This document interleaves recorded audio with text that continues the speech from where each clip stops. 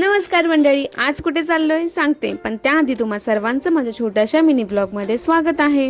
तर आज चाललोय आम्ही गावी माझ्या सासरी। कशासाठी ते सांगते, पण जाताना सकाळीच निघालो, त्यामुळे खूप जास्त भूक लागली होती। तर रस्ता पण खूप खराब होता, त्यामुळे पाठ दुखायला लागली। नंतर मध्येच वडापाव आणि हा पट्टीचा समोसा जो इथला फेमस आहे तो घेतला आणि मध्येच एका झाडाखाली सावलीत येऊन तो खाल्ला। आणि असं करत करत फायनली आम्ही घरी पोहोचलो। आता सांगते, आज आहे पालखी सोहळा, त्यामुळे गावात सर्व रस्त्यांवर रांगोळ्या होत्या आणि गावातील सर्व बायकांनी फेटे बांधले। त्यांना बघून माझा काय मोह आवरला नाही, मग मी पण फेटा बांधला। त्यानंतर राम मंदिरात आरती झाली आणि पालखी सर्व गावामध्ये फिरण्यासाठी सज्ज झाली। बँजो आणि सर्व गावातील मंडळी, त्यात फेटे टोप्या, त्यामुळे या सोहळ्याला शोभा येत होती। नंतर पालखी गावदेवी मंदिरात आली, तिथे आम्ही गावदेवीचं दर्शन घेतलं। त्यानंतर पालखी आमच्या आळीत आली, मग आम्ही सर्वांनी पूजा करून घेतली।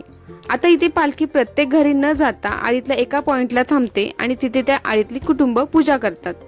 पालखी सोबत रामभक्त हनुमान वेशामध्ये सुद्धा असतात आणि ही परंपरा ना 189 वर्षापासून सुरू आहे।